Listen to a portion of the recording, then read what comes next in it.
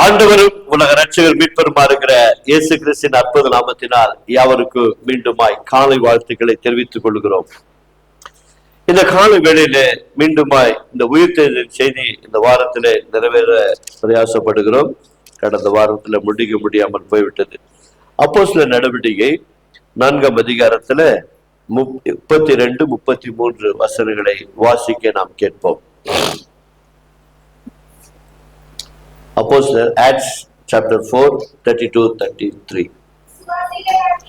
விசுவாசிகளாகிய திரளான கூட்டத்தார் ஒரே இருதயமும் ஒரே மனமுள்ளவர்களாய் இருந்தார்கள்.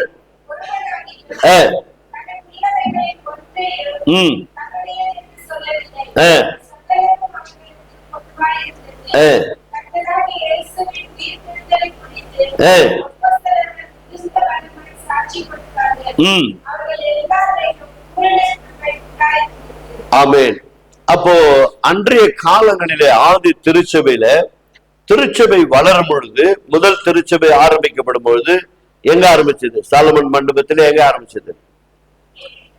ஒரு வீட்டுல தான் ஆரம்பிச்சது. திருச்சபை சபையில ஆரம்பிக்கல, ஒரு வீட்டில தான் ஆரம்பிச்சது. அதுபோல உடன்படிக்கை எங்க ஆரம்பிச்சு வச்சாரு? ஒரு வீட்டுல தான். சாலமன் மண்டபத்துல பெரிய ஆலயம் கட்டி வச்சு அங்க ஜபாலயத்துல செய்யவில்லை. அப்போ ஒவ்வொரு வீடுகளுக்கு போகும்பொழுதும் இயேசு சொன்ன வார்த்தை, இன்றைக்கு இந்த வீட்டிற்கு ரட்சிப்பு வந்தது. அப்போ வீடு மிக மிக முக்கியம். அப்படி இந்த வீடுகளில செய்த ஊழியங்கள் வளர்ச்சி ஆரம்பிக்கிறது. ஆரம்பித்த உடனே முதல் திருச்சபை அங்க ஆரம்பித்த உடனே இப்போது சபைகளில ஜனக்கூட்டம் அதிகமா இருந்தபடியா சபைக்கு போகிறார்கள். சபைக்கு போகிற வழியில என்ன பண்ணிட்டு இருந்தான்? ஒரு பையன் பிச்சைக்காரன் காசு கேட்டுக்கிட்டு அமர்ந்து கொண்டு இருந்தான். கடந்த வாரத்துல பார்த்தேன் இல்லைங்களா? அப்போ அவன் உடனடியாக எங்களிடத்துல பணமோ பொருளோ அல்ல, அதனால் எங்களிடத்தில் இருக்கிறதை கொடுக்கிறோம் என்று சொல்லி அவனை எழுப்பி விட்டு விட்டார்கள். நசரேயனாகிய இயேசு நாமத்தினால நீ எழுந்து நடன்னு சொன்ன 40 வருடங்களுக்கு மேற்பட்டு அவன் விழுந்து கிடந்த அந்த முடவனாய் இருந்தவன் எழுந்து நடக்கிறான், குதிக்கிறான். அவன் செய்த காரியத்துல எனக்கு ரொம்ப ஆச்சரியம் என்னன்னு சொன்னா, அவன் எழுந்து குதித்து எழுந்து நேரம் ஆலயத்துக்கு தான் போனான், வீட்டுக்கு கூட போலாத அப்படின்னு சொன்னா உள்ளத்துல எந்த அளவுக்கு அவனுக்கு ஏக்கம் இருந்திருக்க கொஞ்சம் யோசிச்சு பாருங்க. எல்லாம் சபைக்கு போறாங்க, உள்ள போறாங்க, சந்தோஷமா போயிட்டு மீண்டுமா சந்தோஷமா வராங்க. நான் வாழ்நாள் பூரா எங்க உட்காந்துக்கிறேன்? சபைக்கு வெளியே உட்கார்ந்து கையை எழுந்துக்கிறேனே, ஆண்டவரே எனக்கு ஒரு நாள் விடுதலை கொடுக்க மாட்டியா? ஒருவேளை அவனோடத்துல ஏக்கம் இருந்திருக்கும். அன்றைக்கு அந்த ஏக்கத்தோடு கூட இவங்கிட்ட காசு கேட்டதுனால காசு அன்றைக்கு கொடுக்கப்படவில்லை, மாறாக அவனுக்கு ஒரு பரிபூர்ண விடுதலை கொடுக்கப்பட்டது. அப்ப விடுதலையாக்கப்பட்டவன் நேரடியாக சபைக்கு போகிறான். சபையில இருந்த விசுவாசிகள், புதிய ஆரம்ப விசுவாசிகள் பார்க்கிறார்கள், ஓ இவன் அங்கே உட்கார்ந்து பிச்சை எடுத்துக்கொள், அவனே தான். அப்ப அவனை எழுப்பியது யார் என்று சொல்ல அப்போஸ்தலர்களை பார்த்தார்கள். அப்போஸ்தலர் சொல்கிறாரு, எங்களை நோக்கி பார்க்கிறது என்ன? எங்களை பார்க்காதங்க, இது எங்களுடைய செயலும் அல்ல, நாங்கள் இவனை எழுப்பவே இல்லை. நீங்கள் கொலை செய்து அவரை அடக்கம் செய்தீர்களா? அந்த இயேசு தேவன் எழுப்பி அவருடைய நாமத்திலே தானே, இயேசுவின் நாமத்தினால என்ன பண்ணி பெற்றிருக்கிறார்? விடுதலை பெற்றிருக்கிறார். இன்றைக்கு நீங்களும் நானும் கூட சரி, எங்க எந்த மாதிரி செய்திகளை கேட்டாலும், எவ்வளவு ஊழியக்காரர்களாலும் சரி, அது சிறிய ஊழியர் பெரிய ஊழியர் என்றல்ல, ஊழியக்காரர்கள் யார் ஜெபித்தாலும் கூட அவர்களுடைய பெயரில் விடுதலை ஆக்கப்படுவதில்லை. இயேசுவின் நாமத்திலே தானே விடுதலை கிடைக்கிறது. எல்லா மனிதர்களுக்கும் இயேசுவின் நாமத்தினால தானே விடுதலை கிடைக்கிறது. அப்படி விடுதலை கிடைத்ததுனால இப்போது பெரிய பூகம்பம் அங்க எழும்புகிறது. என்ன? ஒரு பக்கம் இவன் எழுந்து நடக்கிறதுனால அப்போஸ்தலரை என்ன பண்ண முடியல, ஒண்ணு செய்யவும் முடியல. அப்படியே ஏதோ ஒரு விதத்துல கொண்டு போய் என்ன பண்றாங்க? சிறைசாலையில போடுறாங்க. அங்க போனாங்க, தேவதூதன் போயிட்டு எல்லாரும் போய் சொல்லு அப்படின்றான். ஒரு பக்கம் தேவ சிறைசாலையில கதவெல்லாம் உடைச்சு வெளியே கொண்டு வந்து விட்டுறான். ஒரு பக்கம் இவங்க பார்த்தாக்கா அடிக்கிறாங்க, நொறுக்கிறாங்க, இதெல்லாம் பேசக்கூடாது, பேசணும் அவ்வளவுதான் அப்படின்னு மிரட்டுறாங்க. அப்ப எப்பக்கங்களே அப்போஸ்தலர் நெருக்கப்பட்டாலும் கூட அவர்கள் போய் மீண்டும் சுவிசேஷம் அறிவித்து வரும்பொழுது அவர்களும் பார்த்து ஆச்சரியப்படுறாங்க. ஐயா, நீங்க சிறைசாலை அங்க போட்டுன்னா அவன் பார்த்தா காலையில வெளியே இருக்கிறான், பூட்டு போட்ட மாதிரி இருக்குது, சிறைசாலை இருக்கிற வண்ணமா இருக்குது, இவனுக்கு வெளியே வந்துக்கிறான், எப்படி வந்தாங்க ஒன்னும் புரியல சொல்லிட்டு அவங்க மிகவும் வேதனைப்பட்டு, ஒரு பக்கம் அவங்க வெளியே வந்தா கூட ஏதாவது போய் பிரச்சாரம் பண்ணிடலாம், ஏசாமி எப்படி தூக்கின்னு போயிட்டாங்கன்னு பிரச்சாரம் பண்ணிடலாம். பூட்டு மாதிரி இருக்குது. இவங்களை ஏன் தொட முடியலன்னா விடுதலை ஆக்கப்பட்டவன் பக்கத்துல நின்றுக்கிறான். பல வருடங்களாக முடவனா இருந்தா எங்க இருக்கிறான், இவங்க பக்கத்துல நிற்கிறான். அதனால அவங்களால ஒண்ணும் பண்ணவே முடியல. என்னையா படிப்பறிவு இல்ல, ஒண்ணும் இல்ல, யாரோ ஏசுநாதராம் மறிச்சாராம், அடக்கம் பண்ணப்பட்டாங்களாம், 3ஆம் நாள் உயிர்த்தாராம், அந்த வல்லமை தான் விடுதலை ஆகலாம், என்னையா கதை சொல்றாங்க, பலி செய்து சதி செய்து எல்லாம் வந்து தலையை பிச்சுக்கிறாங்க. வேற வழி இல்லாத இவங்க என்ன பண்றாங்க, மிரட்டு உருட்டு, இதுக்கு மேல நீங்க பேசவே கூடாதுன்னு சொல்லி போன பிறகுதான் சபை எப்படி ஜெபிக்குது என்றதை நம்ம கண்காணிக்க போகிறோம். இதுதான் இந்த வரப்போற காலங்களில, குறிப்பாக குடும்பத்திலே, தனிப்பட்ட வாழ்க்கையில, உபவாச கூட்டங்களில எப்படி நாம் ஜெபிக்க போகிறோம், ஜெபம் எப்படி ஏறெடுக்கப்பட வேண்டும் என்று பல காரியங்களை பார்க்க போகிறோம். அதுல குறிப்பாக 19ஆம் வசனத்துல வாசிங்க, 4ஆம் அதிகாரம். அதே 4ஆம் அதிகாரத்துல அவர்கள் வந்து இந்த குறித்து 18ல இருந்து வாசிக்க, அப்பதான் புரியும். அவர்களை அழைத்து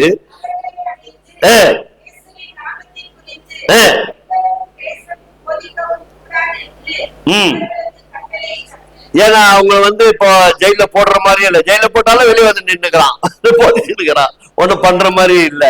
சரி வேற வழி இல்ல பார், இதுக்கு மேல பேசக்கூடாது, ஒழுங்கா போயிடுங்க அப்படின்னு என்ன பண்றாங்க, விரட்டி அனுப்புறாங்க. என்ன நடக்குது பாருங்க.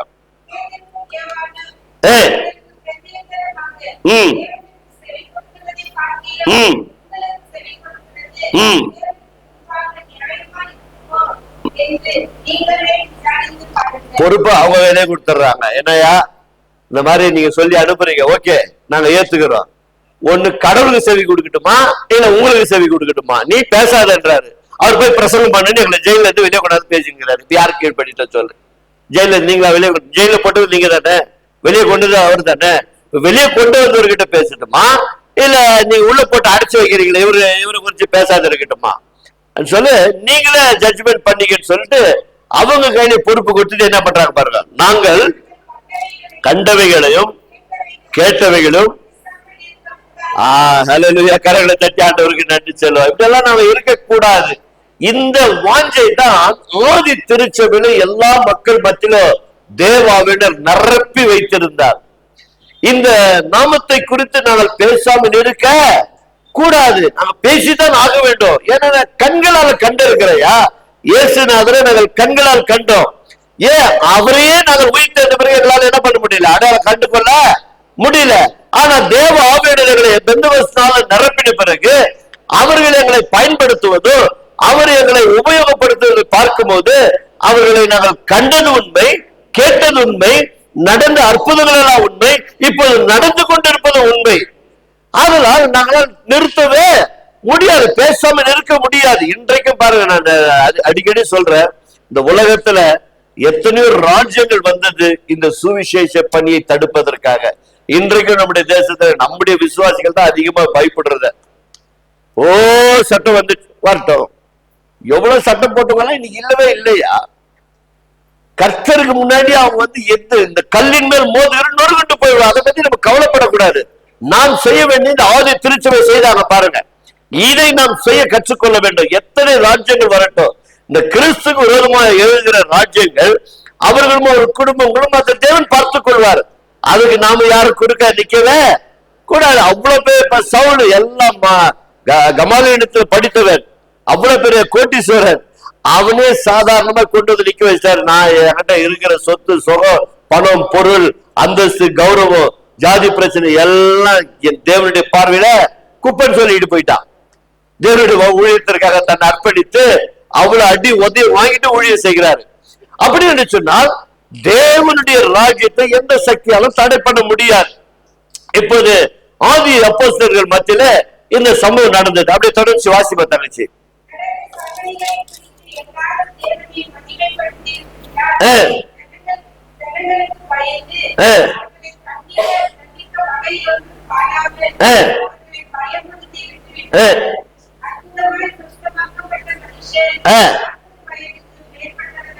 பாத்தீங்களா? அவங்கள அப்போஸ்தலர் என்ன பண்ண முடியல, ஒண்ணு பண்ண முடியல. இப்ப சொஸ்தமா இருக்கிற எவ்வளவு வயசாமா? 40 வயதுக்கு மேற்பட்டவன் சொல்லுகிறது. அப்போ அந்த சபைக்கு முன்னாடியே பல வருடங்களா அந்த பெற்ற அவர்களை சுமந்து வந்தவர்கள் என்ன பண்ணாங்க, அவனை வச்சு அவனுடைய குடும்பத்தை நடத்தி இருக்கிறாங்க. இவ்வளவு வருடங்களா இருந்தவனை சாதாரண ஒரு இமைப்பொழுதுல நசரேயனாகிய இயேசுவின் நாமத்தினால ஏழு நடன்னு சொல்லி நடக்க வச்சுட்டாங்க. அதனால அவங்களுக்கு வேற வழி இல்லாத சும்மா பயமுறுது, இது மேல பேசக்கூடாது அப்படி இப்படி சொல்றாங்க இல்லையா, அந்த மாதிரி சொல்லி அனுப்பிச்சு வச்சிடுறாங்க.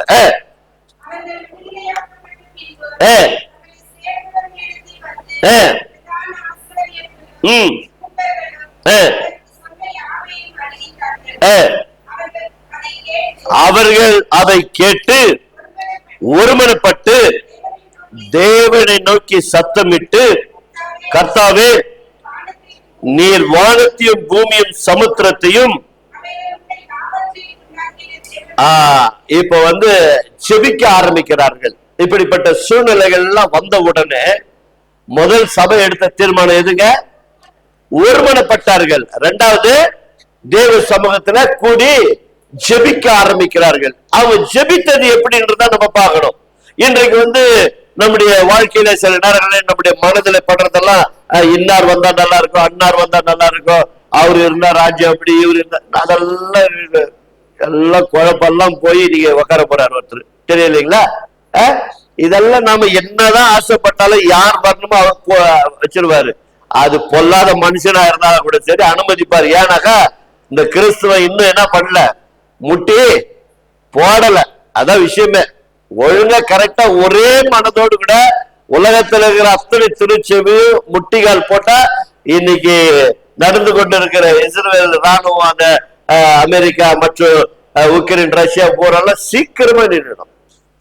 ஆமாங்க, உண்மையிலே நான் சொல்றேன், வேதத்தை நான் அறிந்து கொண்ட சில உண்மைகள் என்னன்னு சொன்னா, தேவன் நம்மிடத்துல எதிர்பார்க்கிற அவ்வளவுதான். அவர் செய்ய இம்மைப்போல மாற்றி கொடுக்க தயாரா இருக்கிறார். எசேக்கியா சுற்றி வலை போட்டு வலை போட்டாங்க. ஐயோ, இதுக்கு மேல எந்த கடவுளான காப்பாற்ற பாக்கலான்னு சனகரி சொல்லிட்டு திட்டம் போட்டு ராணுவத்தை அனுப்பிச்சு வச்சா, போய் முடிச்சுட்டு வந்துரு. அவனுக்கு ராணுவம் இல்லை, எந்த பாதுகாப்பும் இல்லை, எந்த தெய்வம் அவனை பாதுகாக்க முடியாது, அவன் நம்புற தெய்வமே அவனை பாதுகாக்க முடியாதுன்னு சொல்லி அனுப்பி வைக்கிறான். கர்த்தாவே பார்த்துக்கோன்னு சொல்லி எசேக்கியா ஜெபம் பண்ணிட்டு தூக்கிட்டான். எவ்வளவு பேர் பைபிள் படிக்கிறீங்க? எவ்வளவு பேர் போட்டுட்டான் சொல்லுங்க பார்க்கலாம். ஒரே ஒரு ராத்திரியில பொழுது விடுறதுக்குள்ளே ஒரே ஒரு தூத 1,80,000 பேர் போட்டு என்ன யாரு செய்ய முடியும்? ஜெபம் அவ்வளவு வல்லமை உள்ளது. அதனால அதை பத்தி எல்லாம் நம்ம கவலைப்பட்டு இருக்க கூடாது. வேதத்துல இங்க ஒரு மனம் முக்கியம். இரண்டாவது, ஒரு மனதோடு கூட ஜெபிப்பது முக்கியம். அதை காட்டிலும் மேலானது அந்த ஜெபத்துக்கு பதில் வரணும்னா, இப்ப இவங்க எந்த சப்ஜெக்டை எடுத்து பேசுறாங்க பாருங்க, ஜெபிக்கிறாங்க பாருங்க, வாசிப்போம். புறஜாதிகள் கொந்தளித்து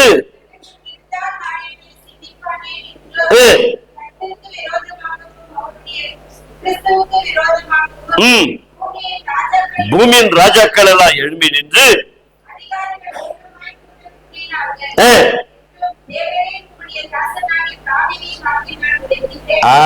எங்க எழுதி வச்சுக்கிறாரு இந்த வசனத்தை பாருங்க. அவங்க எழுதி வச்சது ரொம்ப வருஷம் ஆகி போச்சு.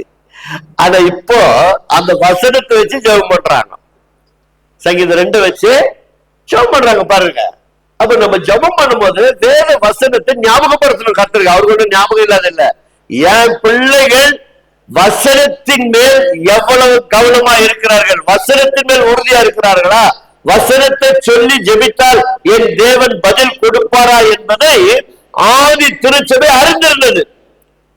ஆதியில் இருந்தது போல இப்போது எப்போது உண்டாதாக சொல்றோமே, இப்போது உண்டாகணும்னா ஆதி திருச்சபைகள் எப்படி ஜெபித்தார்கள்? வசனத்தை வைத்துதான் ஜெபித்தார்கள். சும்மா ஆண்டவரே தேசத்தை அமைதிப்படுத்த, தேசத்தை யுத்தத்தை நிக்கவே, யுத்தத்தை நிக்கவே, யுத்தத்தை நிக்கவே நிக்காது. யுத்தம் போய்கிட்டே இருக்கும். வசனம் சொல்லணும். ஆண்டவரே குடும்பத்துல சமாதானம் வேணும்னா நீங்க சொல்லி இருக்கிறீங்க, ஆண்டவரே இந்த உலகம் கொடுக்கிற சமாதானத்தை நான் கொடுக்கிறது எல்லாம் தூங்கிட்டீங்களா? அல்லேலூயா. தூங்குறீங்களா? சீக்கிரம் ஒரு அல்லேலூயா சொல்லுங்க. அவர் ஒண்டிதான் தூங்கல, மீதி பேர்லாம் தூங்கிட்டு இருக்கிறீங்க. இப்ப யார் அல்லேலூயா சொன்னார ரெண்டாவது, அவர் ஒண்டிதான் தூங்கல, மீதி பேரெல்லாம் தூங்கணும். அல்லேலூயா. அப்போ இங்க என்ன சொல்லப்படுகிறது? இது உலகம் கொடுக்கிற சமாதானத்தை நான் கொடுக்க வரவில்லைன்னு சொல்றாரு. ரெண்டாவது என்ன சொல்றாரு? என்னுடைய சமாதானத்தை உங்களுக்கு வைத்து விட்டு போகிறேன், பயப்படாமலும் உங்கள் இதயம் கலங்காமல் இருப்பதாக. அப்ப பயத்துக்குரிய காரியங்கள் சம்பவங்கள் நடக்கும், இதயம் கலங்குற அளவுக்கு இந்த உலகத்தில் சம்பவங்கள் குடும்பங்களிலே நடக்கும். அப்போது வசனம் என்ன சொல்லுகிறது? குடும்பத்தில் நடக்கிற கணவன் மனைவி பிள்ளைகள் உறவுகள் மத்தியில் நடக்கிற சம்பவங்கள் எல்லாம் பார்த்து நீ கலங்கவும் வேண்டாம், பயப்படவும் வேண்டாம், நான் உங்களுக்கு என்னுடைய சமாதானத்தை வைத்து விட்டு போகிறேன்னு சொன்னீங்களா ஆண்டவரே, என் குடும்பத்தில அந்த வார்த்தை நிறைவேறும்படி அனுக்கிரகம் செய்யுன்னு சொல்லி ஜெபிக்கணும். அப்ப ஆண்டவர் கிரிகள என்னத்தை ஜெபம் பண்ண போ, பாஸ்டிங் பிரேயர் கொடுத்தா போய் பார்த்தேன், ஆராதுல ஜெபம் பண்ணி பார்த்தேன், தனிப்பட்ட விதத்துல ஜெபம் பண்ணி பார்த்தேன், என்ன ஒண்ணும் இவன் நம்மளுக்கெல்லாம் இறங்குவாரா? இவ்வளோ ஜெபம் பண்ணிட்டு இந்த புலம்புனா ஜெபம் கேட்கப்படுமா? கேட்டு இருந்தாலும் பதில் கிடைக்காது. ஜெபிச்ச பிறகு அந்த வாசனத்தை என்ன பண்ணோம்? விசுவாசிக்க கற்றுக்கொள்ள வேண்டும். ஹல்லேலூயா. இப்ப இவங்க சங்கீதம் 2 வச்சு ஜெபம் பண்றாங்க. தொடர்ச்சியா வாசிப்பா தங்கச்சி. அந்தபடி உம்முடைய கரமும் உம்முடைய ஆலோசனையும் ஏரோதும் போந்தி பிலாத்தும் புறஜாதிகளும் கூட நீர் அபிஷேகம் பண்ணின உம்முடைய பரிசுத்த பிள்ளையாகிய விரோதமாகவும் மெய்யாகவே கூட்டம் கூடினார்கள். பாத்தீங்களா? இப்போ அதை மாத்திரம் சொல்லவில்லை, அங்க இயேசுவையும் கொண்டு வந்துட்டாங்க. அவருக்கு விரோதமாக எப்படி போந்தி பிளாத்தி எழுப்பினா, எப்படி ராஜ்யங்கள் எழுப்பினது, எப்படி புறஜாதிகள் எல்லாம் இவனை சிலுவையில் அறையும் என்று சொன்னார்கள் என்று சொல்லி ஒவ்வொன்றாய் அவர்கள் வசனத்தை சொல்லி வருகிறார்கள். இப்போதும் கர்த்தாவே, இப்பதான் விஷயத்துக்கே வர்றாங்க, இப்பதான் விஷயத்துக்கே வராங்க. என்னன்னு சொல்லி அனுப்பிச்சாங்க, இதுக்கு மேல பேச கூடாது. இப்ப அந்த வார்த்தை சொல்றாங்க, இப்போது அவர்களுடைய பயமுறுத்துதலை தேவரே நீர் கவனித்து உம்முடைய பரிசுத்த பிள்ளையாகிய இயேசுவின் நாமத்தினாலே அடையாளங்களும் அற்புதங்களும் நடக்கும்படி பிணியாளிகளை உம்முடைய கரத்தை நீட்டி உம்முடைய ஊழியக்காரர் உம்முடைய வசனத்தை முழு தைரியத்தோடு சொல்லும்படி அவர்களுக்கு அனுக்கிரகம் செய்ய. கரங்களை தட்டி ஆண்டவருக்கு நன்றி சொல்வோம். பாத்தீங்களா எப்படி ஜெபம் பண்ணாங்க விசுவாசிங்க? இப்படிப்பட்ட காரியங்களை வேற வசனத்தோடு கூட இணைக்கப்பட்டு இருக்கிற சூழ்நிலைகளை தேவனுக்கு நான் தெரியப்படுத்தும் போது நடக்கிற ஒரு அற்புதமான காரியம் என்னன்னா, இதுதான் உங்கள் குடும்பங்களிலும் நடக்க வேண்டும், தனிப்பட்ட வாழ்க்கையில் நடக்க வேண்டும், சபையில நடக்க வேண்டும். வாசிக்கிறான் கேளுங்க. விட்டுட்டா பாரு முக்கியமான காரியத்தை. 31 எவர்கள் ஜெபம் பண்ணும் போது விசுவாசிகள் எல்லாம் அப்போஸ்தலர் சொல்றாங்க, இந்த மாதிரி எல்லாம் சம்பவம் நடந்துருச்சு, எங்களை ஜெயில போட்டாங்க, அப்புறம் அவங்களால வேற வழி இல்லாத எங்களை எல்லாம் அனுப்பிச்சிட்டாங்க, ஆனா ஒண்ணு சொல்லி அனுப்பிச்சாங்க, பயமுறுத்து இனி இந்த நாமத்தெல்லாம் என்ன பண்ணக்கூடாது, பிரசங்க கூடாதுன்னு சொல்லிட்டாங்க. அதனால நாங்க இந்த மாதிரி எல்லாம் சம்பவம் நடந்து சபையில அப்போஸ்தலர்கள் சொன்னார்கள். ஆனா ஜெபித்தது யாரு? விசுவாசிகள், புது விசுவாசிகள் எல்லாரும் ஜெபிக்கிறார்கள். எங்க போதகர்கள், எங்க பாஸ்டர்கள், ஊழியக்காரர்கள் என்ன பண்ணுங்க, முழு தைரியத்தை கொடுங்க, நம்பிக்கை கொடுங்க, அற்புதத்தை அடுத்தனால நீங்க அவங்களுக்கு வரங்களை கொடுத்து அனுகிரகம் செய்து மக்களுக்கு ஒரு பெரிய மீட்பை கொடுங்கன்னு சொல்லி அவர்கள் எல்லோரும் ஜெபிக்கும் பொழுது அவர்கள் கூடியிருந்த இடம் அசைந்தது. அவர்கள் எல்லோரும் பரிசுத்தாவினால் நிரப்பப்பட்டு தேவ வசனத்தை தைரியமாய் சொன்னார். கரங்களை தட்டி ஆண்டவருக்கு நன்றி சொல்வோம். இந்த ஆதியில் இருந்தது ஆதி திருச்சபையில தைரியமும் நம்பிக்கை விசுவாசமும் அற்புதங்களும் அடையலும் இந்த வேலையில ஜெபிக்கிற வேலையில நேரடியாக சபையில அற்புதங்கள் நடக்க வேண்டும். அதுக்கு யார் காரணம்? விசுவாசிகள் ஜெபிக்கணும். நாங்கள் ஜெபிக்கிறது வேற. நாங்கள் ஜெபித்தாலும் கூட எங்களுக்காக தோள் கொடுத்து ஜெபிக்கும் பொழுது இங்கு நிச்சயமாய் உங்கள் கண்கள் காணும்படி நம்முடைய குடும்பத்தில் இருக்கிற பிள்ளைகள் கூட விடுதலை ஆக்கப்படாதவர்கள் நிச்சயமாய் கர்த்தர் விடுதலை கொடுப்பார். அல்லேலூயா. நிச்சயமாய் நம்முடைய குடும்பத்தில் இருக்கிற பிள்ளைகள், அது கணவனா இருந்தாலும் சரி, மனைவியா இருந்தாலும் சரி, பிள்ளைகளா இருந்தாலும் சரி, பேர பிள்ளைகளா இருந்தாலும் சரி, நிச்சயமாய் ஒரு பரிபூர்ண விடுதலை கர்த்தர் கொடுப்பார். இதுல எந்த விதமான சந்தேகமே இல்லை. என்னுடைய வாழ்க்கையில பல காரியங்களை நான் சொல்ல முடியும். ஆனால் அற்புதங்களை செய்கிறவர், அதிசயங்களை செய்கிறவர், அற்புதமான காரியங்களை செய்கிறவர் அவர் ஒருவர் மாத்திரம்தான். அது இயேசுவின் நாமத்திலே தானே ஒரு பரிபூர்ண விடுதலை கிடைக்கிறது என்று சொன்னால் அது இயேசுவின் நாமத்தினால தானே. பழைய ஏற்பாட்டு காலத்திலெல்லாம் இந்த நாமம் கொடுக்கப்படவில்லை. பழைய ஏற்பாட்டு காலத்திலெல்லாம் யெகோவாவின் தேவனே, ஆபிரகாமின் தேவனே, ஈசாக்கின் தேவனே, யாக்கோபின் தேவனே, எங்கள் முற்பிதாக்களின் தேவனே, இப்படிதான் அவர்களுடைய ஜெபம். ஆனால் அந்த ஜெபங்கள் கூட கேட்கப்படாமல் இல்லை. அந்த காலத்திற்கு வேண்டிய அந்த ஜெபங்களுக்கு தேவன் பதில் கொடுத்தார். ஆனால் புதிய ஏற்பாட்டிலே இயேசுவின் நாமத்திலே தவிர வேறொரு நாமத்திலே கேட்டார், பரலோகம் அனுமதிக்காது. இந்த உலகத்துல எத்தனையோ நாமத்தில மக்கள் ஜெபிக்கிறார்கள். அவைகள் எல்லாம் அந்த கூரை விட்டுக்குள்ள போவதற்கு வாய்ப்பு இல்லை. அவர்கள் திருப்திக்காக பாரம்பரியமா கற்றுக் கொடுத்தபடியால் அது ஜெபித்துக் கொண்டிருக்கலாம். ஆனால் உண்மையான ஜெபம் பரலோக வாசல் திறக்கும் என்று சொன்னார். வான மண்டலத்தில் உள்ள பொல்லாத சேனைகள் கூட அதை தடுக்காதபடிக்கு விலகி போக வேண்டும் சொன்னார். நசரேயனாகிய இயேசுவின் நாமத்தினாலே, இயேசு என்ற நாமம் சொல்லப்படும் போது பூலோகத்தில் பாதாளத்தில் இருக்கிறவர், வானத்தில் இருக்கிற தேவ தூதர்கள் எல்லாம் முழங்கால் பண்ணிடுகிற அந்த நாமத்தில் ஜெபிக்கும் போது பரலோகத்திலிருந்து மனித குலத்திற்கு பதில் கிடைக்கிறது. உனக்கு பதில் கிடைக்க வேண்டும் என்று சொன்னால் இயேசுவின் நாமத்திலே தவிர வேறொரு நாமத்திலே நீ ஜெபித்தார் நேரங்களை காலங்களை வீணடிக்கிறோம் என்பதுதான் அர்த்தம். வேற ஒன்றுமில்லை. எந்த திருச்சபையில் இருக்கிறோம் என்பதல்ல, எந்த திருச்சபையிலும் வேண்டுமானாலும் இருக்கலாம். திருச்சபைக்கு தடையே இல்லை. எல்லா திருச்சபையின் கூரையில தலைக்கு மேல என்ன இருக்குது? என்ன இருக்குது சொல்லுங்கல. இப்ப நம்ம சர்ச்சைக்கு மேல என்ன இருக்குது? சிலுவைதான் இருக்குது. வேற எதுவும் இல்லை. எந்த திருச்சபைக்கு நான் போ, அங்க ஒரு சிலுவை இருக்கும். அந்த நாமத்துல தான் விடுதலை. வேற எந்த நாமத்திலையும் அது எந்த திருச்சபையெல்லாம் இன்னைக்கு பரவ கொண்டு போவதில்லை. எந்த திருச்சபையில் இருந்தாலும் நீ வசனத்தின்படி வாழ்ந்தாயா? ஆவியானவர் சபைக்கு சொல்லுகிறது காதுள்ளவர். அப்ப எந்த சபையில இருந்தாலும் பிரச்சனை இல்லை. நீ யாருடைய நாமத்தை தொழுது கொள்கிறாய், யாருடைய நாமத்தில் ஜெபித்தாய், எப்படி ஜெபித்தாய், வேற வசனங்களோடு கூட ஜெபித்தாயா? அந்த ஜெபங்களுக்கு கர்த்தர் பதில் கொடுக்கிற தேவனாய் இருக்கிறார். ஹல்லேலூயா.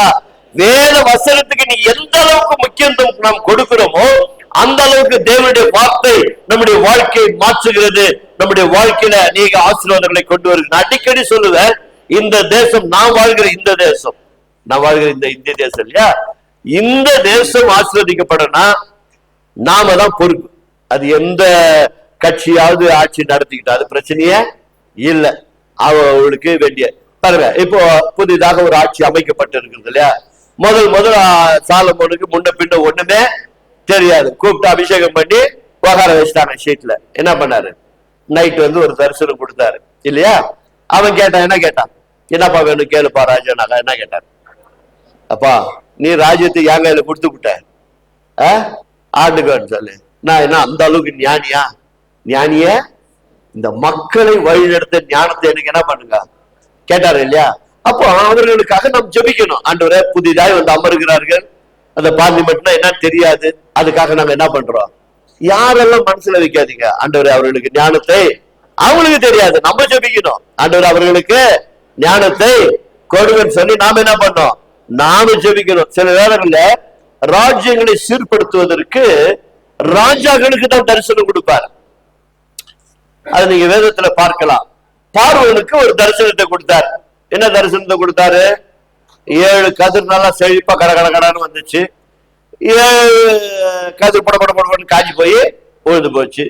7 பசு நல்ல கரகரன்னு வந்துச்சு, அழகா பாக்குறதுக்கு பசுமையா இருந்துச்சு பசுவெல்லாம். 7 அருவருப்பா இருந்துச்சு. இவனுக்கு காமிச்ச உடனே இது இவனுக்கு ஒண்ணுமே புரியல. அவனுக்கு தெரிஞ்சதெல்லாம் என்ன, தன்னுடைய தேசத்துல இருக்க மந்திரவாதி, குறி சொல்கிறவன், சாஸ்திரம் பாக்குறவன், நாள் பாக்குறவன்னா அவனுக்கு தெரியும். ஏன்னா அவனுக்கு மெய்தேவனை அறியாதவர்கள். அப்போ அவங்களை கூப்பிட்டுட்டு வாங்கயா வந்து இதுக்கு தரிசனத்துக்கு விளக்கம் சொல்லியானாக்கா, இது மனுஷனால ஆகாதியா, இது மனுஷனால விலைக்கு சொல்றதுக்கு ஆளே இல்ல, இதெல்லாம் நீ சொல்ற கதைக்கெல்லாம் நம்ம விளக்கம் சொல்ல முடியாது. அப்போ இதெல்லாம் போலின்றது தெளிவாக என்ன பண்ணப்படுகிறது. ஏன் அவனுக்கு கொடுத்துட்டு இவங்களை கூப்பிட சொல்றாருன்னா, மெய்தேவன் யாருன்னு இந்த தேசம் அறிஞ்சுக்கணும். அப்ப இந்த தேசத்துல வாழ்கிற மக்கள் இந்த தேசத்துல மாத்திரம் ஒன்றும் இல்லை, குறி சொல்லுதல் ஒன்றும் இல்லை, நாள் பார்க்கிறது ஒன்றும் இல்லைன்னு அறிந்து கொள்ளணும். அதுல நாமே போய் சிக்கிக்கணும். நாமே நாள் பார்க்கறதா அவங்களுக்கு நம்மளுக்கு என்ன வித்தியாசம்? நாமே குறி சொல்லுதல் பார்த்துட்டா நமக்கு அவங்களுக்கு என்ன வித்தியாசம்? நாமளே நேரம் பார்த்து கல்யாணம் வச்சா என்ன பிரயோஜனம்? நாமே ராவு காலத்துல வெளியே போகாம பகல் காலத்துல போறோம் அப்படின்னு சொன்னா என்ன பிரயோஜனம்? புரியுதுங்களா? அப்ப பாருங்க, அவனுக்கு தெரிஞ்ச ஞானம் கூப்பிட்டான்.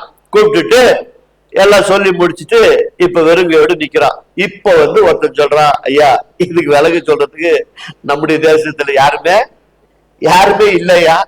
ஆனா ஒருத்தன் இருக்கிறான். அவன் எங்க இருக்கிறான் தெரியுமா? எங்க இருக்கிறான்? அநியாயமா நிரபராதியா இருக்கிறான். அவனை கொண்டு போய் எங்க போட்டுக்கிறாங்க? ஜெயில போட்டுக்கிறாங்க. அந்த ஜெயில இருக்கிற நிரபராதியாலதான் இதுக்கு விலக சொல்ல முடியும். யோசிச்சு பாருங்க, இன்றைக்கு நம்முடைய தேசத்துல இறைவாக்கெல்லாம் உரைக்கிறாங்க இல்லையா, அவங்களாம் புரிஞ்சுக்கணும் இதெல்லாம். அப்போ ஒரு ராஜாவுக்கு தேவன் ஒரு வெளிப்பாடை கொடுக்கறதுனா, தேசத்துல என்ன நடக்க போகிறது அது யார் வெளிப்படுத்தி அது விளக்க யார் சொல்லணும்ன்றது யார் கையில இருக்குது? தேவனுடைய பிள்ளைகள் கையில இருக்குது, நம்ம கையில இருக்குது. எனக்கு கொடுக்கணும், உனக்கு கொடுக்கணும் அந்த தரிசனத்தை. அவருக்கு கொடுக்கிற அந்த தேசத்தை, இந்த தேசத்தை எப்படி ஆகணும், எப்படி பஞ்சம் வரப்போகுது, எப்படி இந்த தேசம் பஞ்சத்துல போக போகுதுன்றத அவங்களுக்கு வெளிப்படுத்தி எனக்கு விலக கொடுக்கிற யாருனாக்கா சபையில ஒரு விசுவாசிய போதுகிற போய் நிக்கிறாங்க. இதை செஞ்சு பாருங்க. நம்முடைய சபையில இப்படிப்பட்ட ஒரு எழுப்புதல் வரும்னா நிச்சயமா நம்முடைய சபையில இருக்கிற பிள்ளைகளை கட்ட எழுப்புவார். ஹல்லேலூயா. கரங்களை தட்டி ஆண்டவருக்கு நன்றி சொல்லுங்க. ஆண்டவரை இப்படி என்ன எழுப்புங்க சாமி, நான் போய் அங்க நிக்கணும் ஆண்டவரை. அது இந்த தேசம் முழுதான் அறிஞ்சுக்கணும். போய் நின்னா பாருங்க. இப்போ காலையில வரைக்கும் என்ன ட்ரெஸ் போட்டு நின்றாரு?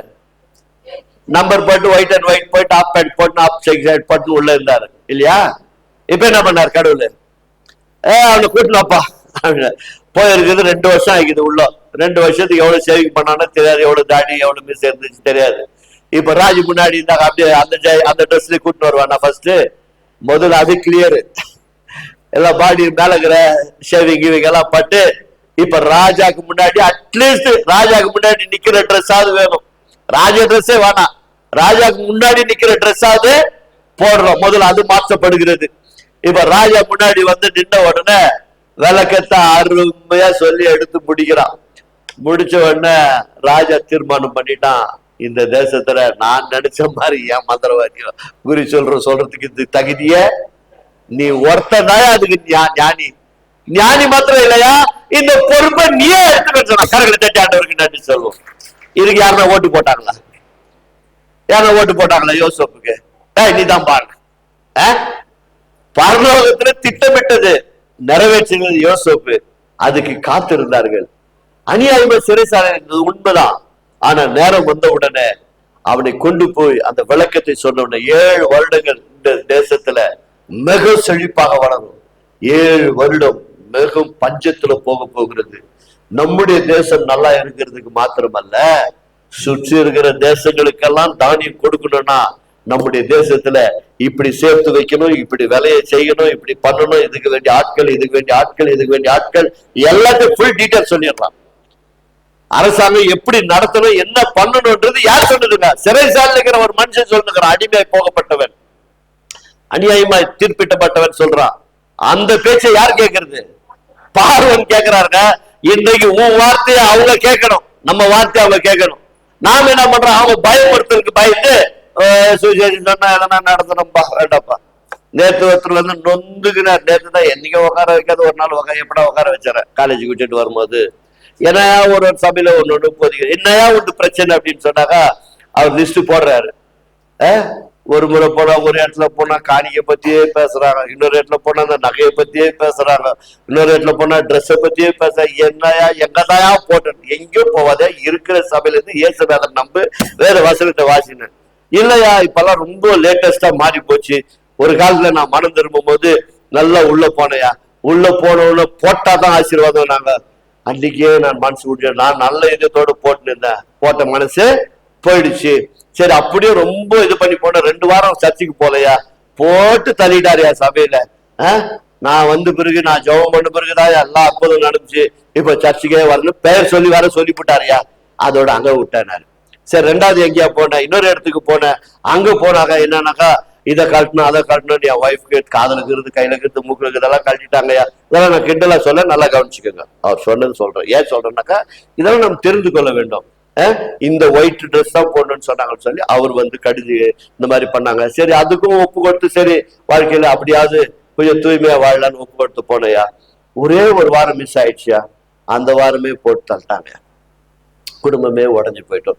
சரி கொஞ்சம் பின்வாங்கி போனேன், ஏதோ எங்க ஒய்ஃபுடைய ஜபத்தினால அப்படி இப்படி திருப்பி தேறி ஏதோ ஒரு சபைக்கு திருப்பி போனோம். அங்க போனாக்கா இன்னைக்கு ஞாயிற்றுக்கிழமை இந்த வாரத்துல இந்த கலர் ட்ரெஸ், அடுத்த வாரம் அடுத்த கலர் ட்ரெஸ், அடுத்த வாரம் அடுத்த கலர் ட்ரெஸ். என்னதையா நான் செய்யிட்டோம். அப்ப வேற போதமே இல்லையா, இதுதான் அதிகமா இருக்குது. அப்போ டெய்லி ஒரு ட்ரெஸ்ஸா, வெள்ளிக்கிழமை வந்தா இந்த ட்ரெஸ், திங்கக்கிழமை வந்தா இந்த கலரு, இருக்கிறவங்க பரவாயில்ல எல்லாம் டெய்லி ஒரு ட்ரெஸ் வாங்கி வாங்கி போட்டுக்கலாம், ஒன்றும் பிரச்சனையே இல்லை. இல்லாதவ என்ன பண்ண, இருக்கிற 4 ட்ரெஸ் வச்சுதான் மாத்தி மாத்தி தான் போட முடியும். இப்ப சண்டேஸ்ல லேட்டஸ்ட் ஆயிடுச்சு தெரியுங்களா, கொயர் ஒரு கலரு, விசுவாசிகளாம் அதே ஷேட்ல கலர்ல மாறிடுச்சு இப்பெல்லாம். அதனால இவைகள் எல்லாம் வந்து சபையில நாம் போதித்து கொண்டு இருப்பது நமக்கு நேரமே இல்லை. நமக்கு போதிக்க வேண்டிய நேரம் எல்லாம் வேத வசனம். அல்லேலூயா. வேத வசனம் நீங்க எப்படி இது பண்றீங்கல்ல, என்ன ஒண்ணே ஒண்ணு சொல்லி கொடுக்குறோம், ஒழுக்கமான ட்ரெஸ். மற்றவர்கள் பார்த்து ஆபாசமாய் பார்த்து இச்சையாதபடிக்கு, அது ஆனாலும் சரி பெண்ணாலும் சரி, என்னை பார்த்து ஒருவர் இச்சையில பாவத்துல விழுகிறாருன்னா நான் தான் காரணம்.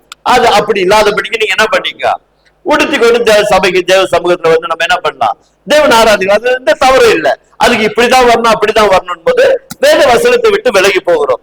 அப்ப அன்றைக்கு பார்வோனுக்கு கொடுத்த அந்த தரிசனத்தை சாதாரண ஒரு ஜெயில இருக்கிற ஒரு மனுஷன் வெளிப்படுத்துவான்னு நினைச்சேன்னா, ஏன் இன்றைக்கு உனக்கு எனக்கு ஆண்டவர் வெளிப்படுத்த மாட்டாரா? அன்று படிப்பறிப்பு இல்லாதவர்களப்பா இவங்க எப்படிப்பா பேசுறாங்கன்னா தேவ ஆவியினர் உள்ள இறங்கினார். எபிசேர் 1ஆம் அதிகாரத்துல இதுக்காக பவுல் ஜெபம் பண்றாரு. இதை பார்த்து முடிப்போம். எபிசேர் 1 அதிகாரத்துல 16ல இருந்து படிக்க, ஆக்சுவலி அது 13ல இருந்து வருது, 16ல இருந்து படிக்க. அங்க பாருங்க பவுல் எப்படி தன்னுடைய சபைக்காக எவ்வளவு ஒரு பாரத்தோடு கூட ஜெபிக்கிறார் என்று சொல்லி பார்த்து முடிக்க போகிறோம். 16ல இருந்து ஜெபிக்க. 16 ஆமா 1:16ல இருந்து. இடைவிடாமல் உங்களுக்காக ஸ்தோத்திரம் பண்ணி, பாத்தீங்களா ஒரு ஊழியக்காரனுடைய, இப்ப விசுவாசிகளை பார்த்தோம், இப்ப ஊழியக்காரனுடைய நினைவு எப்படி இருக்குதுன்னு பார்க்கணும். அப்ப ஊழியக்காரர் இப்ப வேற விதமா ஜெபிக்கிறார். இப்ப விசுவாசிகள்லாம் போதகர்களுக்காக ஜெபிச்சிங்க இல்லையா, பாஸ்டருக்காக ஊழியக்காரர்களுக்காக. இப்ப போதகர் எப்படி ஜெபிக்கிறார் பாருங்க. நம்முடைய கர்த்தராகிய இயேசு கிறிஸ்துவின் தேவனின் மகிமையும்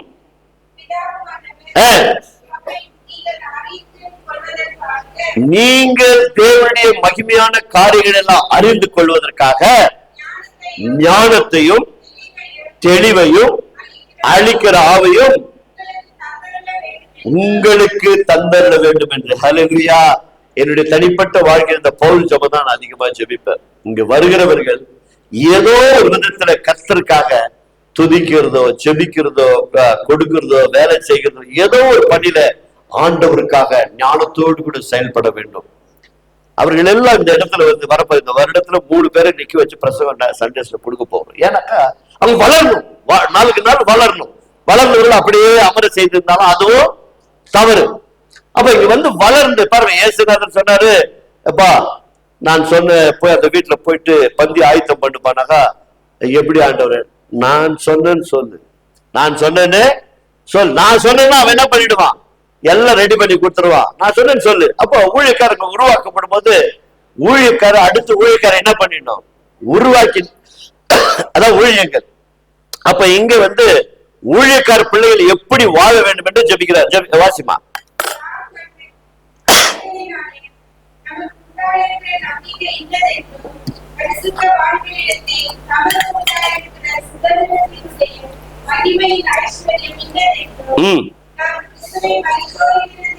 பாருங்க, கொண்டு வந்தாருங்க பாருங்க, உயிர்த்தெழுதல் திருப்பி கொண்டு வராரு பாருங்க. தாம் கிறிஸ்துவின் மரித்தோரிலிருந்து எழுப்பிய அவரிடத்தில் நடப்பித்த தமது பரிசுத்த நல்ல சத்துவத்தின் வல்லமைகள் படியும் விசுவாசிகளாகிய நம்மிடத்தில் காண்பிக்கும்படிக்கு தம்முடைய வல்லமையின் மகா மேன்மையான மகத்துவம் என்னதென்றும்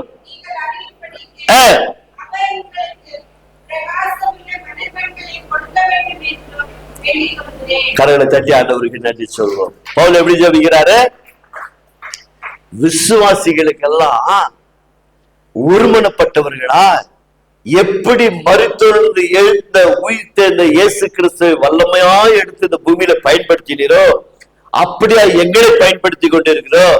இப்போது சபையில் இருக்கிற ஒவ்வொருவரையும் உம்முடைய மகத்துவமான வல்லமையினாலும் மகா பிரகாசமான மனக்கண்களை திறந்து விட வேண்டும் என்று வேண்டிக் கொள்ளுகிறேன். கரங்களை தட்டி ஆண்டவருக்கு நன்றி சொல்வோம். அப்ப ஊழியக்காரனுக்கு மட்டும் வெளிப்பாடு இல்ல, ஊழியக்காரனுக்கு மட்டும் தரிசனம் இல்ல, ஊழியக்காரனுக்கு மட்டும் சொப்பனம் இல்ல, ஊழியக்காரனுக்கு மட்டும் அற்புத வரங்கள் இல்ல, எல்லாருக்கும் அதை தேவன் கொடுக்கிறார். எல்லாருக்கும் தேவன் அதை கொடுக்கிறார். ஏதோ ஊழியக்காரன் என்று இங்க ஒருவர் நிக்கிறார், இங்க ஒருவருக்கு மட்டுமே அப்ப இருக்கிற எல்லா சபையில ஒருவர் போதகருக்கு மட்டும் கொடுக்குறாங்க. விசுவாசிகளா நான் வாழ்நாள் பூரா என்ன பண்ணிட்டு இருக்கணும்? விசுவாசிகளா இருந்துட்டு போக வேண்டியதுதான். இல்ல, நீ விசுவாசியா இருந்தாலும் உங்களால் நடக்கிற அடையாளத்தை கூட இயேசு கிறிஸ்து மரித்து உயிர்த்தெழுந்து போகும்போது சொல்லிட்டாரு. மார்க் 16 அதிகாரம் எடுத்துக்கொள்ளுங்க. அது பாருங்க என்ன சொல், அவருடைய இது எப்படி இருக்குது பாருங்க. மார்க் 16 கடைசி அதிகாரம் 15 இருந்து படிங்க.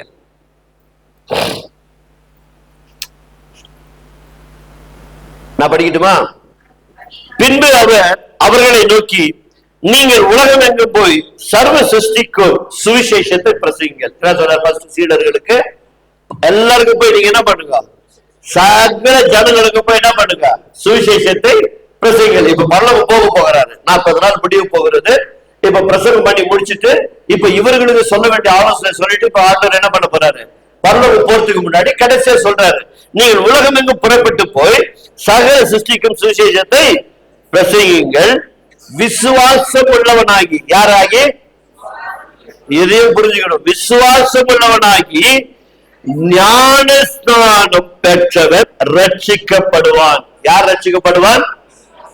நீங்க சொல்றீங்க சுவிசேஷம், இந்த சுவிசேஷத்தை கேட்டு, இந்த நல்ல செய்தியை கேட்டு யார் விசுவாசிக்கிறார்களோ அவன் ரட்சிக்கப்படுவான். இப்ப இந்த கூட்டத்துல இப்ப ஒரு 50-80 பேர் இருக்கிறேன் இல்லையா? இந்த கூட்டத்துல எல்லாருமே புது விசுவாசின்னு வச்சுக்குவோம். இப்ப நான் இங்க பிரசங்கம் பண்ணிட்டு இருக்கிறேன். இந்த பிரசங்கத்தை நீங்கள் கேட்கும் பொழுது இங்கு இருக்கிறவர்கள் யாரெல்லாம் உண்மையாகவே விசுவாசிக்கிறீர்களோ நீங்கள் அத்தனை பேர் என்ன பண்ணப்படுவீர்கள்? ரட்சிக்கப்படுவீர்கள். இதே கூட்டத்துல இன்னொரு கூட்டம் உட்காந்துக்குது, வாசிங்க. விசுவாசியாதவனோ ஆக்கணிக்குள்ளாக தீர்க்கப்படுவார். பாத்தீங்களா? எவ்வளவு சுவிசேஷம் கேட்டாலும் இது நம்மளுக்கு இல்லையா, இது அவருக்குயா. சில நேரங்கள்ல பாரு, நம்ம திருச்சபையில ஆரம்பத்துல அண்ணன் சொல்லுவாரு, இது செய்தி வேற யாருக்கு இல்ல, உனக்கு தான். உன் மனைவி வரலன்ட்டு கவலைப்படாத, அவளை நினைச்சுக்காத. உன் நண்பன் வரலன்னு அவரு நினைச்சுக்காத, இன்னார் வரலன்னு அவரை நினைச்சுக்காத. அவங்களுக்கு செய்தி நான் கொடுக்கும் போது கொடுத்துக்கிறேன். இப்ப இன்னைக்கு நீ வந்துக்கிறல்ல, இந்த செய்தி யாருக்கு? உனக்கு தான். அப்ப விசுவாசிக்கிறவர்கள் ரட்சிக்கப்படுவார்கள், விசுவாசியாதவர்கள் ஆட்களுக்குள்ளாக தீர்க்கப்படுவார்கள். ரெண்டே தான். அடுத்தது நல்ல கவனிங்க. விசுவாசிக்கிறவர்களால், அப்ப சபையில இருக்கிற இங்கு போதிக்கப்படுகிற அப்போஸ்தலர்கள் வழியாய், ஊழியர்கள் வழியாய், மேய்ப்பர்கள் வழியாய் போதிக்கப்படுகிற இந்த ஊழியத்தை, இந்த வசனத்தை கேட்ட பிறகு விசுவாசிகளால் நடக்கிற அடையாளங்களான என் நாமத்தினாலே பிசாசுகளை துரத்துவார்கள், நவமான பாஷைகளை பேசுவார்கள், சர்ப்பங்களை எடுப்பார்கள், சாவுக்கு எதுவானதொன்றும் குடித்தாலும் அது அவர்களை சேதப்படுத்தாது, வியாதியஸ்தர் மேல் கை வைப்பார்கள். கரங்களை தட்டி ஆண்டவருக்கு நன்றி சொல்லுவோம். இது ஊழியக்காரர் தான் விசுவாசிக்கலாம். யார் சொல்லுங்க? அட சொல்லுங்களே. ஹல்லேலூயா, ஹல்லேலூயா. இப்ப சொல்லுங்க, யாரால் நடக்குது? பாஸ்டர் கிறிஸ்டி ஜெபித்தால் தான் நடக்கும், அப்படிதான் எழுதி வச்சுக்குது. நீங்க விசுவாசிகளா இருக்கிறீங்களா? நீங்க போய் ஒரு வேலை, ஐயா இந்த மாதிரி ஒரு குடும்பத்துல இப்படி நடக்குது, ஒண்ணு கவலைப்படாது, நீ ஜெபம் பண்ண அப்படின்னு சொல்லிட்டான்னு வை. பாஸ்டர் கூப்பிட்டா வர்றதே இல்லையா? பாஸ்டர் கூப்பிட்டா நம்மளே ஜெபம் பண்ண சொல்றோம். நம்ம போய் ஜெபம் பண்ணி ஏதாவது ஆகி போச்சுனாக்கா, நீ யார் தெரியும், பவுல் யார் தெரியும், கிறிஸ்து யார் தெரியும், நம்மள அந்த 7 சாமிங்களை துண்டகான வர்த்தினார் அந்த மாதிரி வெட்டிட்டா என்ன பண்ண, பயந்துக்கிட்டு என்ன பண்றோம்? பிசாசு ஓட்டுறதுக்கு கூட சில நேரத்துக்குள்ள பயந்து போகிறோம். வியாதிஸ்க்காக போய் ஜெபம் பண்ணி வெறும் பாஸ்டரே நம்பிடுறோம், ஊழியக்காரே நம்பிடுறோம். இங்க என்ன சொல்றாரு? விசுவாசிகளால் நடக்கிற அடையாளம். நீ பிசாசை துரத்து, நீ வியாதி சூழல் மேல் கை வச்சு ஜெபம் பண்ண போயிடும். அந்த விசுவாசிகளுக்குள்ள விசுவாசம் வரணும். ஆண்டவரே நான் ஜெபிக்கிறேன், என்னை நீ பயன்படுத்துவீர் என்ற நம்பிக்கை உங்களுக்கு வரணும். விசுவாசிகளுக்கு வந்து பாருங்க, நீங்க உங்க குடும்பத்தில் இருக்கிற பிள்ளைகளுக்கே ஜெபிக்கும் போது அற்புதங்கள் நேரம் வந்துப்பாங்க. நீங்க போய் பெரிய ஊழியம், நம்மளால பெரிய ஊழியம் பண்ண தேவையே, இத சின்ன ஊழியம் ஆரம்பிச்சு பாருங்க. விசுவாசிகளால் நடக்கிற அடையாளம் இது. இங்க ஒரு வார்த்தை இது, சர்ப்பங்களை சர்ப்பங்களை எடுப்பாருங்களா? அப்படித்தான் இருக்குதுங்க பாருங்க. சர்ப்பங்களை சர்ப்பங்களை எல்லாம் சொல்லுங்களேன். சர்ப்பங்களை கக்கலாத்தி பார்த்தா எத்தனை பேர் கட்டில் மேல ஏறி நிக்கிறீங்க? ஒரு பள்ளி எதிரில் தலைமையில விட்டா எத்தனை பேர் சாங்கியம் பாக்க பேக் பேக் பேக் அது பசிக்கு கச்சிச்சு. பத்தியா நான் சொல்லல, சர்ப்பங்களை எடுப்பார்கள். சின்ன சின்ன காரியத்துக்கு பயந்து போறோம். உங்களுக்கு இவ்வளவு பேர் ஆசீர்வாதம் வச்சுக்கிறார், நமக்கு இவ்வளவு பேர் ஆசீர்வாதம் வச்சுக்கிறார். அப்போ தேசமும் நம்முடைய குடும்பங்களும் ரட்சிக்கப்படணும்னா நாம் ஒரே மனதோடு கூட, ஒரே இதயத்தோடு கூட, ஒரே மனனா நல்லா புரிஞ்சுங்க. இங்க அமர்ந்திருக்கிற அத்தனை பேரும், இங்க கூட இருக்கிற ஊழியக்காரர் சேர்ந்து ஒரு மனம் ஜபிக்கணும். நான் எவ்வளவு பேரை விசுவாசி, நான் எவ்வளவு பேரை போதுகிறேன், நான் உக்காண்டு நீங்க எல்லாம் ஒரு மனம் பண்ண ஜபம்னா என்னால எல்லாமே ஆகட்டும். இல்ல நான் ஜபிக்கும் போது ஒருத்தர் வந்து அப்படி யோசிச்சுக்கிட்டு இப்படி யோசிச்சுட்டு உக்காண்டிருந்தாலும் அங்கேயும் பாருங்க 2 பேரும் போனாங்க, யோவானும் பேதுருவும். இப்போ முந்தி சொல்றது யாரு? காரியத்துக்கு 2 பேர் போனாங்க இல்லையம்மா. இப்போ பிச்சைக்கார யாருங்க எத்தனை பேர்கிட்ட கேட்டான்? 2 பேர்கிட்டையும் கேட்டான். இப்போ பேதுரு தான் சொல்றாரு எங்களிடத்தில், அப்ப 2 பேரும் சேர்த்துக்கினார் அவரு. எங்களிடத்தில் பொண்ணும் யோவான் கிட்ட இல்லைன்றதும் இவருக்கு தெரியும், இவர்கிட்ட இல்லைன்றதும் யோவானுக்கும் தெரியும். 2 பேரும் ஒரு மனமா கோயிலுக்கு போயிருக்கிறதும் தெரியும். இப்ப பேரு பேசும்போது யோவான் வித்தியாசமா யோசிச்சான்னு வைங்க. முந்திரி கொட்ட மாதிரி முந்திக்கினார் பார். இவருக்கு வேற வேலையே எழுந்திருப்பான், அவன் கண்டிப்பா எழுந்திருக்கவே மாட்டான். எழுந்திருக்கவே போறது 2 பேருங்க. அந்த 2 பேருக்குள்ள ஒரு மணி இல்லைன்னா அவன் எழுந்திருக்க முடியாது. அப்ப பேதுரு சொல்லும்போது நாங்க எங்களிடத்தில் இருக்கிறதை உனக்கு கொடுக்கிறோம், நசரேயனாகிய இயேசுவின் நாமத்தினால எழுந்து நடன்னு சொன்ன உடனே அவன் எழுந்து குதித்து ஆலயத்துக்கு போனா 2 பேருக்கும் ஒரு மனம் இருந்துச்சு. அப்ப அன்றைக்கு சபையில கூடி ஜபிக்கும் போது 120 பேர் ஜபிச்சு கொண்டு இருக்கிறார்கள். 120 பேருக்கும் ஒரே மனம், ஒரே இதயம் இருந்ததுனால அங்கே பெந்தகோஸ்து பரிசுத்த ஆவியானவர் 50வது நாளில எல்லோரும் மேலும் இறங்கி வந்தது. அந்த 120 பேரும் செதறி போய் உலகம் எங்கும் சுவிசேஷத்தை அறிவித்தார்கள். பல காரிய உலகத்தை கலக்கிறவர்கள் இங்கு வந்திருக்கிறார்கள் என்று சொன்னார்கள். அப்படிப்பட்ட சாட்சி உள்ள பிள்ளைகளாய் நாம் மாறுவோம், நம்மை நாமே ஒப்பு கொடுப்போம். இப்போது குறைகள் இருக்கும் என்று சொன்னால் அதை மாற்றிக்கொள்வோம். கர்த்தர் ஆசீர்வதிப்பாராக. ஜெபிப்போமாக. கிருபை உள்ள நல்ல ஆண்டவரே, இந்த காலை ஆராதனைக்காய் நன்றி செலுத்துகிறோம். கேட்கப்பட்ட வேத சத்தியத்தின்படி அன்றைக்கு விசுவாசிகளும் சபைகளும் போதகர்களும் ஊழியர்களும் அன்ற ஒரே மனம் உள்ளவர்களாய், ஒரே இதயம் உள்ளவர்களாய் செபித்தார்கள், துதித்தார்கள். நம்முடைய வசனத்தை தைரியமாக எடுத்து சொன்னார்கள். எல்லாவற்றிற்கும் மேலாக நீர் கொடுக்கப்பட்ட வாக்குத்தத்த வசனங்கள் சங்கீதங்களிலே, ஏசாயா தீர்க்கதரிசன வசனங்களிலே, ஆதியாகமத்தில் இருந்தது, இப்படி பல வசனங்களை எடுத்து உங்களுடைய பிள்ளைகள் ஜெபிக்கும் போது அந்த வாக்குத்தத்த வசனத்தை நினைப்படுத்தபடியா உங்களுடைய பிள்ளைகள் ஜெபித்த அடுத்த நிமைப்படுதல பதில் கொடுத்த தேவன் இந்த திருச்சபையில ஒரு பின்வரை ஊற்றுபடியா ஜெபிக்கிறோம். ஒவ்வொரு மேலும் உங்களுடைய ஆவினால் அபிஷேக தைரியத்தினால் நிரப்ப காட்டுற, ஜெப ஆவினால் சபை நிரப்பட்ட மாட்டுற வல்லமை நிரப்பப்படட்டும். ஆதி திருச்சபையில் நடந்த அடையாளங்கள், அற்புதங்கள், விசுவாசிகள் வழியாய் நடக்க போகிற காரியங்களை சொன்னது அப்படியே பிள்ளைகள் ஒரு அபிஷேக தைரியத்தினால் நிரப்பப்பட ஜெபிக்கிறோம். இவர்கள் போய் வேத வசனங்களை சொல்லும் போது ஏற்றுக்கொள்ளுகிற இதயங்களை கொடுங்கப்பா. இவர்கள் போய் ஜெபிக்கும் போது அற்புதங்கள் நடக்கட்டும். உங்களுடைய பிள்ளைகள் இவர்கள் போய் ஜெபிக்கும் போது பிசாசுகள் உடனே விட்டு வெளியேற்ற சுவாமி. கர்த்தர்கள் அப்படியே செய்கிறமைக்காய் நன்றி. உங்களுடைய பிள்ளைகள் ஒவ்வொரு சாட்சியாய் திகழ்ந்தது போல நாங்கள் இந்த கடைசி காலத்துல சாட்சியாய் திகழ்படி கர்த்தர் கிருபை செய்யுங்க. தேசத்திலும் உலகத்திலும் நடந்து கொள்ளுகிற யுத்தங்களுக்காக நாங்கள் ஜெபிக்கிறோம். அவைகள் எல்லாம் அமைதி உண்டாகட்டும். இந்த தேசத்துல 5 மாநிலங்கள் எடுத்திருக்கிற ஆண்டவரே முதல் பதவிகளை ஆண்டவரே அவர்கள் ஜனங்களுக்கு செய்ய வேண்டிய கடமைகளை செய்ய தாம் கொடுக்கப்பட்ட வாக்குறுதிகளை நிறைவேற்றும்படி ஞானத்தையும் அருளையும் ஒவ்வொரு மாநில சீஃப் மினிஸ்டருக்கும் நீங்க கொடுக்கும்படியா நாங்கள் ஜெபிக்கிறோம். அதுல பொறுப்பெடுத்துக் கொண்டவர்கள் அத்தனை பேரும் உண்மையும் நீதியும் நேர்மையாக இந்த தேசத்திற்காக உழைக்க கர்த்தர் அருள் புரியும்படியா நாங்கள் ஜெபிக்கிறோம். தொடர்ந்து எங்களை தாழ்த்து விரும்பியாக்குகிறோம். எத்தனை ராஜ்யங்கள் வந்தாலும் உங்களுடைய ராஜ்யத்தை தடுத்து நிறுத்தாதபடிக்கு தேவ ஆவியானவர் உங்களுடைய பிள்ளைகளை பலமாய் ஆண்டவரே ஆசீர்வதித்து பலமான பரிசுத்த ஆவியின் பலத்தினால் உங்களுடைய பிள்ளைகளை நிரப்பி இனி வருகிற நாட்கள்ல சபையில ஒரு பெரிய எழுப்புதல் உண்டாகும்படி கர்த்தர் கிருபை செய்யுங்க. இயேசுவின் நாமத்தினால் பிதாவே, ஆமென். என் ஆத்துமாவே கர்த்தரை ஸ்தோத்திரி, என் முழுமே பரிசுத்த நாமத்தை ஸ்தோத்திரி. என் ஆத்துமாவே கர்த்தரை ஸ்தோத்திரி, அவர் செய்த சகல நன்மை என்று மறவாதே. ஆமென். பிதாவாகிய தேவனுடைய அன்பும் கர்த்தராகிய இயேசு கிறிஸ்துவின் கிருபையும் பரிசுத்த ஆவியினுடைய அந்யோன்ய ஐக்கியமும் இன்றும் என்றும் அவருடைய வருகை மட்டும் நம்மை நடத்துவாராக. ஆமென். Praise the lord. ஒருவர்